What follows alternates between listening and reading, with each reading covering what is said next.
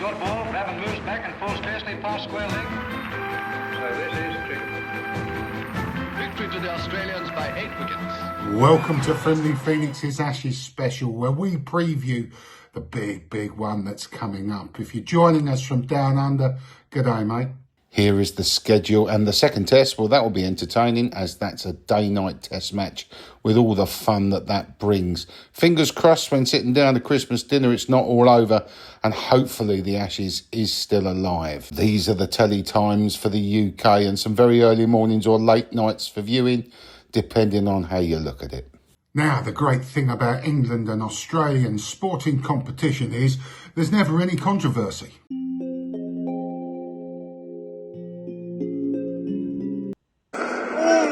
That's another short ball. Oh, now this is going to be interesting. Johnny Bairstow's walked out of his crease here. This could well be out. I don't think there was a call of over. Johnny Bairstow's ducked and then walked out of his crease. Alex Carey's just thrown the ball at the stumps and hit them. All the way around. Now we're going to have a look closer here. Morgan has to try and get under him. I think that is brilliant. That is so hard to get a player so low to the ground, and Tizano's great over the ball. I'm glad the referee didn't buy him acting to try and get that penalty. It wasn't at all. I thought it was excellent clear out, but there was two great clear outs as you saw before that. So they're the... How close it is. 73 series, 34 for the Aussies, 32 to us, and 7 that have been drawn. So in the 142 years, you can see that the Aussies have a bit of a lead on us, 41 tests. They've held the Ashes for approximately 86.5 years, and it feels like that sometimes, and England for 55.5 years. So let's check and see how the old enemy see it.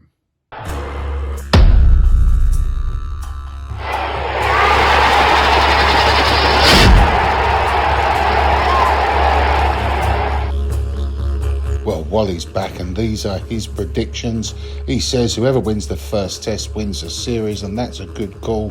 3-1 Aussies, he reckons, as he's predicting Sydney will be a washout, with an Aussie victory and Stark being the man of the series. Last time we were out with Darren Lehmann's coaching team and General Manager Lockie Delbridge. This was his opinion. You lost the Ashes, Phoenix, and your predictions are rubbish. Australia's too good. Well, we did draw this series, and Tom was the only one who got the prediction right of 2-2.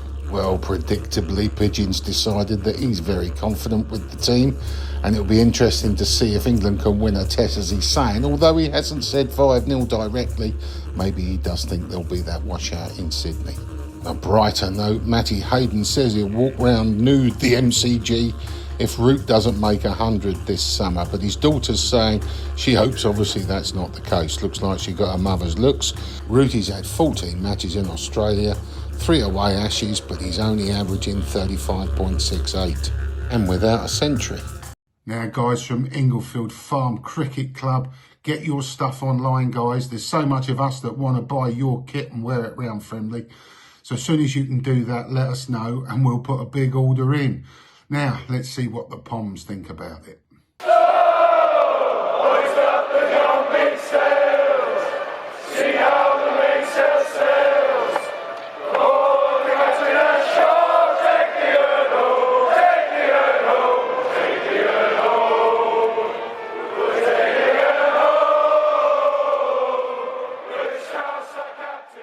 Well, this isn't great reading, is it? But more likely to be Australia. 79% of us think that they'll win the series, and England only 17%, 4% the draw, which we think we'd settle for. There's the breakdown of that. 3-1, as Wally said, seems to be the favourite, 34%. 4-1, oh, I don't think I could stand that. But 2-1 England, I'd really like. And then 8% for the 3-0 and the 3-2. These are the lesser results that were voted for, and I suppose there's always likely, if there is 5 games without weather interruptions, England will always give you a result. This is who we voted for. Joe Root as the batsman of the series, with Brook coming in second place with 30%. And then, far as the Aussies are concerned, we think Steve Smith is still your main man. But Travis Head will have a big say in proceedings. And as far as the bowlers concerned, well, if it's England on top, it'll be Archer and Atkinson, we reckon. But the Aussies, we reckon it could be Stark and Hazelwood that do their normal business.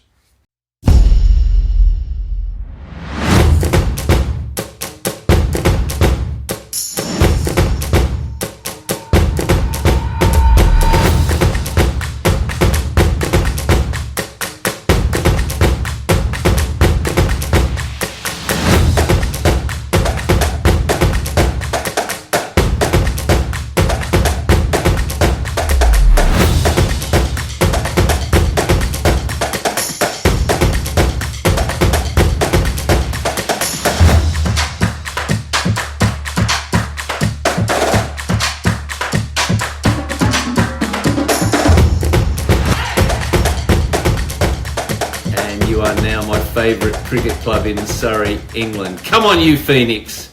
First test in Perth. I can remember when that used to be the fastest pitch in the world. But this is the Optus Stadium. It's not the Wacker.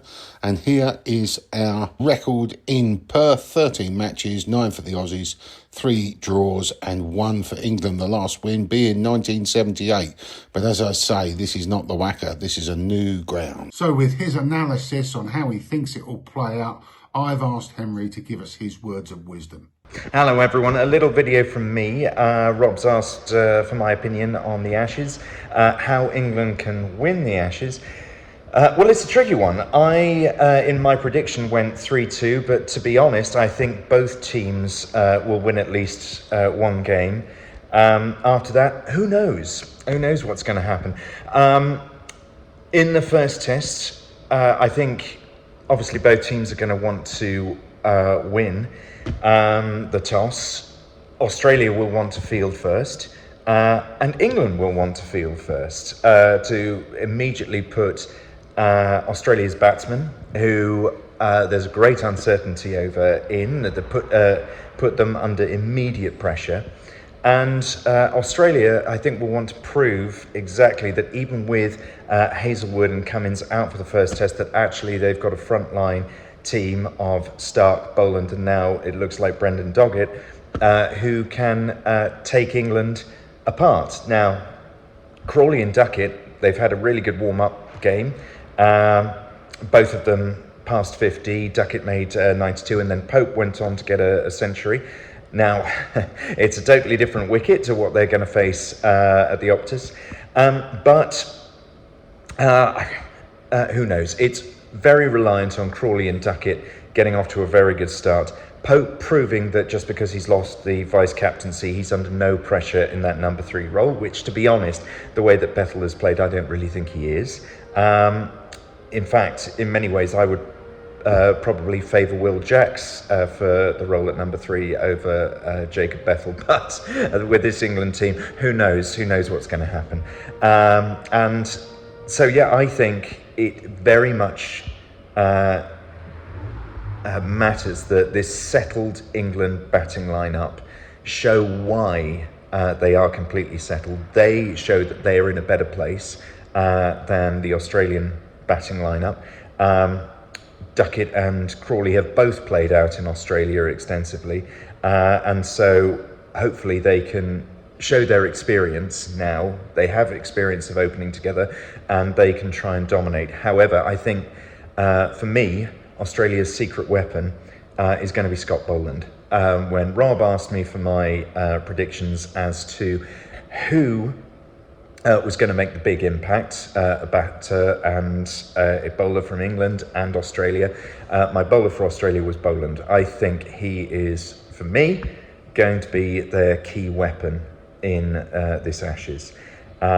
He just has such an incredible record in Australia. It would be hard to look past him to make an impact that he didn't make when he came to England. He is so experienced, and often because of Stark, Cummins and Hazelwood, he is the forgotten man.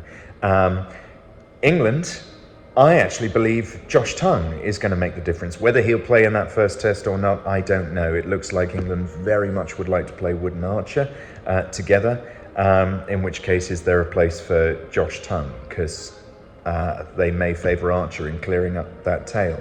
And Josh Tongue, like Anderson and Broad at the beginning of his career, is expensive, even though he is a wicket taker. So I think England have some really good options with regards to bowling, and that Australian team, all the talk has been of how unsettled their batting is. Whether this will come to fruition or not, who's to know? They are Australia. Ultimately, they will have the crowd behind them. There has been a lot of slagging off of the England team, a lot of banter, which of course there always has been and always will be. But I think this England team have got a good head on their shoulders. I'm not one who signs up to the Bazball terminology. I believe that what they've been taught is play your own game. And this has now settled. They are playing their own game and they're playing it with confidence. Can this interpret into winning an Ashes? Like Stuart Broad says, it is the weakest Australian team since 2010, I think he said. Anyway, whether that's true or not, I'm not the expert, but this is my opinion. England have got a great chance, and I think it will go down to the wire. Whether that is, whether that even looks like 3-1 either way, I think it's going to be ever so competitive, and I'm really hoping that over the next couple of months we will be enthralled. Thanks very much.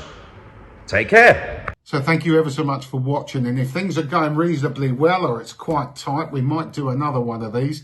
If we're getting walloped, I can assure you we won't. Good luck to both teams. Well, not both teams, obviously. And we'll see you very soon, God willing. Come on, you Phoenix.